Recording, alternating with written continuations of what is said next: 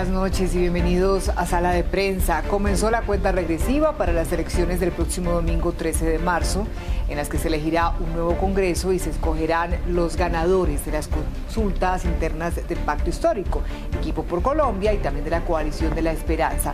Pues hoy queremos dividir este espacio en dos partes.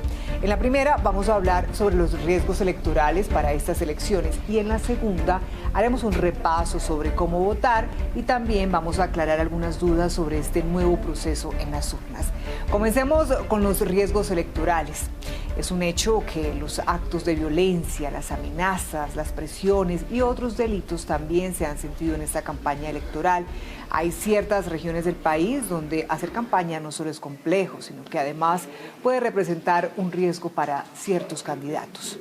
Para hablar de este tema nos acompaña esta noche Esteban Salazar. Esteban es coordinador de Línea Democracia y Gobernabilidad de la Fundación Paz y Reconciliación Pares. Esteban, bienvenido, buenas noches. Daniela, muy buenas noches y a toda la audiencia de Caracol. Muchas gracias por la invitación. Bueno, Esteban, comienzo preguntándole por esos riesgos que han encontrado en la actual campaña electoral. Durante el último año, la Fundación Paz y Reconciliación hizo un seguimiento y un monitoreo sobre los hechos de violencia política en el país. A 3 días de las elecciones hemos identificado ya 188 víctimas en Colombia, de las cuales se producen una cada 2 días. Sobre estos hechos también hemos identificado con mucha gravedad que en el 70% de los casos no tenemos mayor información de quiénes estarían detrás de estas acciones contra candidatos, contra miembros de partidos políticos e incluso funcionarios públicos. En el otro 30% hemos identificado que existe presencia de estructuras armadas ilegales como Clan del Golfo, las disidencias y el ELN. Pero además han registrado ustedes 144 hechos de violentos desde marzo del año pasado hasta el 7 de marzo, tengo entendido. Cuéntanos un poco sobre este hallazgo. Nosotros hemos hecho un seguimiento y monitoreo en 27 departamentos y la capital del país, Bogotá, dentro de los cuales teníamos una hipótesis bastante compleja, y es que conforme se acercara el proceso de las elecciones del 13 de marzo, iban a incrementar estos hechos. Vimos un incremento en el proceso de inscripción de candidaturas y en el espacio de campañas vimos que pasaron de 24 hechos victimizantes a 27 hechos victimizantes que registramos entre el mes de febrero y marzo de este año. Si hiciéramos un comparativo tal vez de esas cifras con otras elecciones, otra temporada, ¿qué nos pudiera decir, Esteban? Es bastante lamentable si tomamos la comparación con el año 2018, que fueron parte de las elecciones más pacíficas que hemos vivido, gracias a lo que fue el coletazo del acuerdo de paz. En comparación con las elecciones del 2019, desde la Fundación Paz y Reconciliación, recolectamos para ese mismo año electoral, para las elecciones a nivel local, 230 víctimas. Se registraron más víctimas porque se trata de procesos electorales dentro de los cuales se juegan condiciones diferentes. En elecciones nacionales, si bien en este momento tenemos una menor cantidad de hechos victimizantes y de víctimas, vemos que en comparativo con 2018 sí incrementó la cantidad de personas que en este momento no tienen garantías para su proceso electoral. Y en esa oportunidad, ¿de qué tipo de hechos violentos estamos hablando? Nosotros registramos 2 tipos grandes de hechos: asesinatos u homicidios como los más graves, dentro de los cuales en esta oportunidad tenemos 22 casos de personas que perdieron la vida, y tenemos también unos registros asociados a atentados, a hostigamientos o panfletos amenazantes, que son la mayor cantidad de hechos que registramos, con un total de 144. Bueno, y si hablamos de regiones, Esteban, ¿qué encontramos? ¿Cuáles son esas regiones donde más se han presentado estos hechos violentos? Particularmente en las regiones que más tienen cantidades de hechos y de víctimas, tenemos Valle del Cauca, Antioquia, Magdalena, Cauca y Bogotá. Particularmente los escenarios de Antioquia y Valle del Cauca se repiten en comparación con 2019 y 2018 como los lugares entre los cuales se presenta mayor cantidad de víctimas. Incluso recientemente la Defensoría del Pueblo, para el caso de las circunscripciones de paz, identificó dentro de sus alertas tempranas el caso del sur de Córdoba y de Antioquia hacia la zona del Urabá. La atención eso, que Antioquia encabece en estas 2 oportunidades la lista con más víctimas, porque pues también no podemos dejar de lado a zonas como el Cauca, como norte de Santander, quizás, como el Chocó, o qué pasa con estas zonas? Sí, en estas zonas se han presentado una mayor cantidad de víctimas que de hechos victimizantes, pero sí hemos visto que esos leños que quedaron después del acuerdo de paz de no haberse resuelto sobre las garantías de participación política, hoy tienen un gran impacto. Hemos visto hechos victimizantes bastante graves hacia la zona del norte de Santander, en donde miembros de circunscripciones especiales de paz que hoy se han candidatizado, como el caso de Joad Ernesto Pérez o de Mayra Gaona, fueron víctimas durante el último mes de hechos graves de atentados y de amenazas a la participación política. Esteban, siguiendo con esta radiografía, ¿quiénes son las principales víctimas? Las principales víctimas, nosotros hacemos una comparación especial dentro de la cual excluimos a líderes sociales y líderes comunales. Hacemos una revisión de miembros de partidos, miembros de cargos de elección popular, periodistas, denunciantes de corrupción. Y dentro de esos perfiles hemos identificado que en el 30% de los casos se ha concentrado sobre miembros de cargos de elección popular, como concejales, alcaldes, gobernadores e incluso congresistas. Le sigue los periodistas y denunciantes de corrupción, con también un 33%, dentro del cual nosotros identificamos casos graves, como el de Julián Martínez, el periodista que recientemente fue víctima dentro de un atentado en la ciudad de Bogotá. ¿Y candidatos? ¿Cómo estamos ahí? Nosotros hemos registrado en la ciudad de Bogotá un caso particular de panfletos amenazantes. Algunos miembros del Congreso de la República que incluso hoy se están candidatizando, como fue el caso de Catherine Miranda. También hemos identificado casos especiales para las circunscripciones territoriales especiales de paz, como lo mencionamos previamente con el caso de Mayra Gaona, Joad Ernesto Pérez, e incluso la imposibilidad que han tenido muchos candidatos en zonas como Arauca, norte de Santander, Chocó, sur de Córdoba, Urabá y Bajo Cauca antioqueño para poder llevar a cabo campañas electorales. Esteban, y para detenernos un poco en este tema de los candidatos, ¿cuáles son los principales partidos o movimientos políticos afectados justo por esta situación? Justamente dentro del perfil de los miembros de partidos políticos, bien sean porque son militantes o porque ocupan un cargo de elección popular o porque son candidatos, hemos registrado que en 149 de las 188 víctimas tienen una afiliación política. Mayoritariamente se trata de personas afiliadas a la coalición, que hoy hace parte del pacto histórico, dentro del cual se encuentran Decentes, Colombia Humana, UP y el Polo Democrático Alternativo. Estas concentran el 14% de las víctimas. Después tenemos el caso del Partido Centro Democrático y el Partido Verde, que cada uno concentra el 9% de las víctimas que tienen hoy una afiliación política en este proceso electoral. Y hay muchas denuncias y hasta renuncias de candidatos a esas curules de paz. ¿Ustedes qué han encontrado? ¿Qué es lo que está pasando? El día de ayer sacamos justamente un especial dentro de nuestro portal de Pares, en el cual registramos la denuncia de al menos 17 renuncias dentro de la circunscripción número 12, que congrega Magdalena, La Guajira y Cesar, en donde personas denunciaban que no tenían garantías, ni por parte de la institucionalidad, porque no recibieron los anticipos para poder hacer campaña política, y tampoco garantías de seguridad. Ahí hemos identificado nosotros que por parte del Consejo Nacional Electoral y la organización electoral no se dieron los anticipos para poder hacer campaña. Y además se denunciaba que solamente se podía hacer campaña por uno de estos candidatos, que en este momento ha generado bastantes molestias, como es el hijo de Jorge 40. ¿Y quiénes son los victimarios? Los victimarios ahí dentro de lo que hemos identificado en este departamento, en efecto, es el señor Jorge 40 como el que mayor cantidad de víctimas tiene, más de 333 masacres, dentro de un proceso en el cual él sale de Justicia y Paz y en la actualidad no ha respondido en absoluto a la justicia colombiana. Esto ha generado diversas dificultades para que las víctimas puedan manifestar realmente que una candidatura como la del hijo de Jorge 40 pueda garantizar una reparación o una representación dentro de esta curul de paz.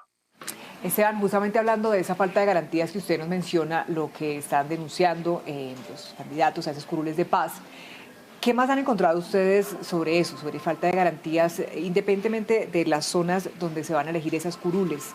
En el país, ¿hay otras regiones a las que también les esté pasando lo mismo y ustedes las hayan identificado? Claro que sí, nosotros hicimos también un seguimiento especial a los hechos de violencia político-electoral y a la ausencia de garantías dentro de las circunscripciones de paz. Recordemos que son 167 municipios que congregan 19 departamentos para poder escoger 16 curules. De esos 167 municipios, en 138 hay presencia de por lo menos alguna estructura armada ilegal. En 90 municipios hemos identificado presencia de las disidencias, en 73 presencia de Clan del Golfo y en 70 presencia del ELN. Este es apenas uno de los riesgos que nosotros hemos identificado. También en 118 municipios de los 167 hay presencia de hectáreas de cultivos de coca y de grupos narcotraficantes que son un riesgo para la participación de aquellas personas que no pudieron hacer campaña electoral o que tal vez van a tener dificultades para votar el próximo 13 de marzo. Y cerramos con una gran dificultad también, o un riesgo de cooptación sobre clanes políticos en zonas como el sur de Córdoba, como el Cesar, como Chocó o norte de Santander, de estructuras de partidos políticos tradicionales que han tomado ventaja de estas curules de paz en un espacio de supervivencia en el Congreso de la República. Aquí también hablamos de compra de votos, de presiones a los votantes, tal vez de inscripción irregular de cédulas, Esteban. Fundamentalmente se dan varios delitos electorales. Uno de ellos es el tema de la transhumancia electoral o la inscripción fraudulenta de las cédulas en algunos puestos, zonas y mesas de votación, sobre todo a nivel rural. Esto pasa también por algunas dificultades y advertencias que hemos hecho desde la Fundación Paz y Reconciliación y la Alianza para la Veeduría Electoral sobre lo que fue el proceso de inscripción de cédulas en el país y la imposibilidad en algunas de estas zonas por la ausencia de conectividad para poder hacer la verificación biométrica. También hemos identificado sobre el tema de compra y venta de votos que hay una nueva dinámica asociada a la compra y venta de cédulas, en donde se cercena el derecho democrático de una persona de poder asistir a votar ese día y en algunos escenarios se han dado espacios de suplantación. Recordemos que esto no solamente ha venido sucediendo en las circunscripciones de paz, sino también en escándalos como lo sucedió en el 2018 con Aida Merlano en el departamento de Atlántico. Pues Esteban Salazar, coordinador de Línea Democracia y Gobernabilidad de la Fundación Paz y Reconciliación, muchas gracias por su tiempo esta noche para ayudarnos también a entender un poco este riesgo que estamos viviendo, que se evidencia, que se está denunciando en el país cuando faltan ya pocas horas para estas elecciones. Muchas gracias por su tiempo. Daniela, muy buenas noches. Muchas gracias a ustedes. Muy bien, y ahora vamos a hablar de pedagogía electoral. Para este tema hemos invitado a Rodrigo Tobar Garcés, registrador distrital. Gracias por estar con nosotros, registrador, ¿cómo está? Daniela, buenas noches. Pues aquí ultimando detalles, preparando toda la logística para el próximo domingo y pues que todos los colombianos y bogotanos madruguen el domingo y que sean parte activa de esta fiesta democrática. Es lo ideal, eso es lo que esperamos, registrar realmente pues esa masiva participación de los colombianos en las urnas. Bueno, comencemos entonces con la pedagogía. Cuando una persona llega al puesto de votación, ¿cuántos tarjetones le van a entregar? ¿Qué pasa ahí en ese primer momento? Primero, para Senado, el jurado le oferta 2 tarjetones. Uno por circunscripción nacional o por circunscripción especial indígena. El ciudadano decide por cuál va a votar. Para Cámara, el jurado le oferta 3 tarjetones. Uno por circunscripción territorial, el caso de nosotros, Bogotá, por afrodescendientes o por circunscripción especial indígena. El ciudadano también decide por uno. Luego, a iniciativa del elector, él le solicita al jurado que quiere participar de las consultas y le dan la tarjeta electoral que él solicite. ¿Y Cámara y Senado? ¿Es la primera referencia que nos hizo o cómo funciona acá? No entendí. Sí, Cámara y Senado inicialmente le ofertan 2 tarjetas electorales. El ciudadano escoge Senado Nacional o por circunscripción especial indígena. Para Cámara le oferta y para Cámara le ofertan 3 tarjetones. Uno por afrodescendientes, una Cámara regional, en el caso de acá Bogotá, o Cámara indígena. Y él solamente le entregan un tarjetón. Lo mismo para las consultas. Son 3 consultas, pero las consultas es a solicitud del elector. Si no las pide, no se las van a entregar. No, si no pide la consulta, no se la van a entregar. No se la entregan, listo. Bueno, ahora, ¿qué pasa cuando es lista cerrada y lista abierta? ¿Cómo se vota en este escenario? Bueno, aquí también dentro de la pedagogía, para Senado y Cámara, la Registraduría Nacional del Estado Civil mandó a hacer, y va a estar en la mesa de los grados, una cartilla amigable donde aparecen las fotos de los candidatos de Cámara y Senado. Para cuando es lista cerrada, es cuando es voto preferente, donde, no, es, a ver, cerrada es cuando es lista con voto no preferente. La agrupación política decidió cerrar la lista y las curules se adjudican en el orden de inscripción. Ejemplo, cuando lista cerrada, si el partido político, la agrupación política obtuvieron 5 curules, estas curules se asignan en el orden de inscripción. Y si es con voto no preferente abierta, el ciudadano vota por cualquiera de la lista y las curules se adjudican, depende del número de votación. El mismo ejemplo, si esta agrupación política saca 5 curules, las curules son para las 5 votaciones más altas. Registrador distrital, hay regiones donde además se votará para esas 16 curules especiales de paz, ¿no? Cuéntenos cómo sería ese proceso allí. Este proceso en Bogotá no aplica, pero va a aplicar en 167 municipios del país, en 19 departamentos, se eligen 16 curules y en estas regiones donde se vota por las instituciones transitorias de paz, allá pueden votar por las 2 cámaras, por la Cámara Territorial o la Cámara de la Circunscripción Especial para la Paz.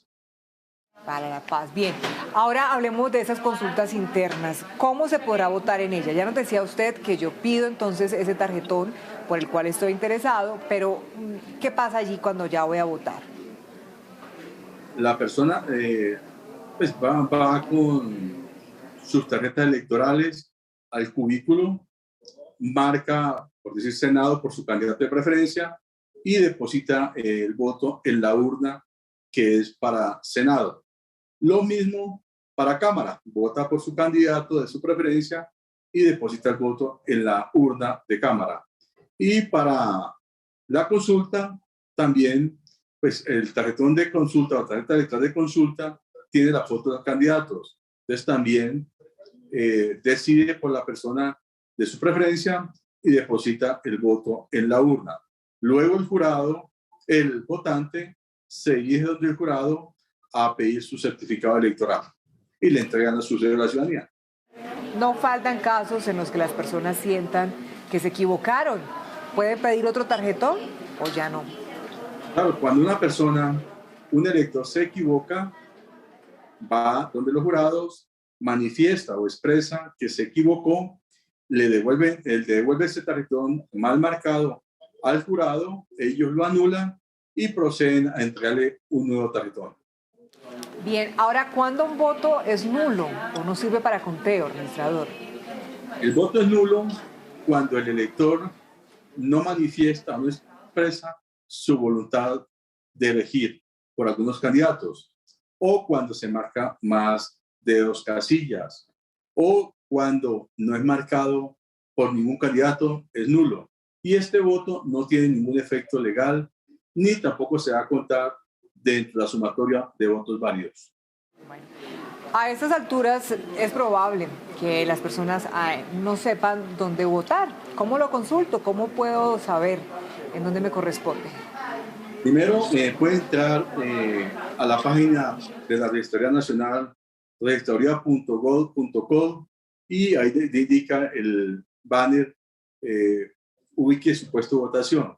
O también tenemos un aplicativo que llama Infovotantes y también orienta, le dice en qué puesto y mesa le corresponde votar. Sin embargo, el día de las elecciones, 13 de marzo, domingo, vamos a tener en 170 puntos de la ciudad a 609 funcionarios de la Registraduría Nacional y Distrital, y las personas se pueden acercar a ellos y ellos le orientan dependiendo en qué puesto y en qué mesa le corresponde votar. Registrador, ¿es verdad que si no tengo la cédula inscrita puedo ir a Corferias en Bogotá? Eso siempre lo hemos escuchado y pareciera como un mito. En Corferias pueden votar las personas que están inscritas en ese puesto o las personas que su cédula de ciudadanía ha sido expedida en Bogotá a partir del 1 de enero de 1988 hasta el 7 de enero del 2003 y que nunca hayan votado en otro puesto y que su cédula de ciudadanía no presente ninguna novedad. ¿Qué pasa cuando alguien perdió su cédula? Pues normalmente la persona coloca su denuncio y pues inicia el trámite en cualquiera de nuestras 23 registradurías auxiliares que tenemos en Bogotá. Sí, pero puedo votar, digamos, perdí la cédula. Con la contraseña no se puede votar. El único documento válido para votar es la cédula amarilla de hologramas o la cédula digital. Perfecto. También nos preguntan, ¿se puede grabar, se puede tomar fotos en el momento de votar? Solamente pueden hacer paneo de puesto a mesa o puesto de votación. ¿La persona que va a votar puede hacerlo? No le entiendo así. ¿La persona que qué? ¿La persona que va a votar puede tomar la foto en ese momento? Pues lo que digo, la persona se permite hacer un paneo, más no tomar la foto. Entiendo. Bueno, registradora, ¿a qué hora comienza esta jornada electoral y hasta qué horas? La jornada electoral empieza, se instala a las 8 de la mañana y va hasta las 4 de la tarde. De 8 de la mañana. Es importante aclarar que la persona que esté en fila y solamente puede votar a las 4 de la tarde, las personas que ya le han entregado la cédula al jurado. Las personas que están en fila y no hayan entregado su cédula de ciudadanía a los jurados no pueden votar. Una recomendación de más que quiera hacer a nuestros televidentes, a nuestros seguidores, registrador distrital, que tengan en cuenta para este domingo, para esta jornada tan importante para el país. La recomendación es que las personas, en lo posible, cuando se acercan a la mesa a votar, tengan identificado su puesto y mesa para que lleguen de una a votar. Segundo, que lleguen a hacer la ciudadanía. Tercero, que madruguen a votar. Cuarto, que en lo posible vaya solo. Y quinto, que es importante que hagan parte activa de este proceso político y democrático, que la registraduría del siglo XXI ha hecho todos los esfuerzos, ha colocado toda la logística para que este proceso democrático salga adelante, porque somos garantes de la democracia y somos la registraduría del siglo XXI. Pues que así sea, que gane la democracia. Rodrigo Tovar Garcés, registrador distrital, muchas gracias por su tiempo esta noche aquí en Sala de Prensa. Muy amable y gracias por la invitación. Hacemos una pausa y al regreso les presentaremos el radar. Ya volvemos.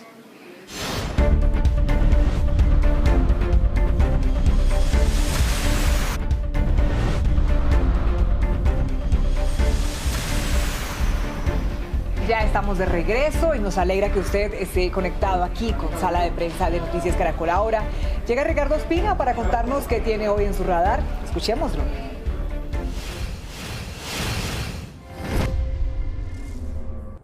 Un saludo para todos los amigos de Sala de Prensa en Noticias Caracol. Ahora, hoy en el radar quiero que hablemos de una determinación que ya adoptó el Ministerio de Salud y que estaba en mora de hacerlo. Desde hace varios meses, las empresas privadas y otros sectores le habían pedido al gobierno nacional que autorizara lo que ya hoy tiene aval, y es la venta de uso libre de las pruebas de antígeno para detectar el COVID-19.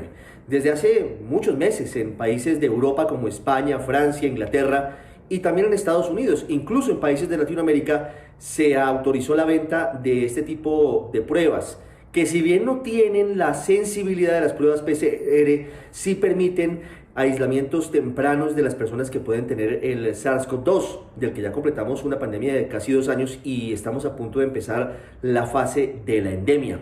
Lo que hemos sabido es que el Ministerio de Salud finalmente da vía libre a la venta en droguerías de este tipo de elementos, usados bajo responsabilidad de cada persona, Esto sí, por supuesto, con el hisopo para utilizarlo en la nariz y a través de unos reactivos determinar si es positivo o es negativa la presencia del SARS-CoV-2 en el cuerpo de la persona que la utiliza. Esto, como digo, es bien importante en caso de que se presente una nueva ola de la pandemia, el quinto pico, que no se descarta, pero que hoy parece lejano por cuenta del avance del plan de vacunación y de lo que significa aparentemente el declive del virus en todo el planeta. Sin embargo, y esto también es muy importante tenerlo en cuenta, en caso de que una persona dé positivo para COVID-19 con ese tipo de pruebas de antígeno, que usted podría comprar casi que de forma libre en farmacias y en droguerías, usted la utiliza en su casa, con el hisopo en la nariz, lo detecta en el reactivo, pues básicamente no tiene el peso para eventualmente facilitar que se autorice una incapacidad médica. Solamente, y esto lo dice el Ministerio de Salud, se puede hacer a través de una prueba PCR. Las pruebas de antígeno tienen un nivel de sensibilidad menor y por eso tienen una menor confiabilidad, a pesar de que son un elemento y una herramienta crucial para frenar la expansión y los contagios del COVID-19. Muy bien, pues gracias, Ricardo. Así terminamos esta emisión de Sala de Prensa. A ustedes gracias por conectarse con nosotros. Que tengan buena noche, feliz fin de semana y recuerden a votar. No se quede sin participar en esta jornada electoral importante para nuestra democracia. Vote a conciencia, pero vote, que no elijan por usted. Que tenga buena noche. Hasta entonces.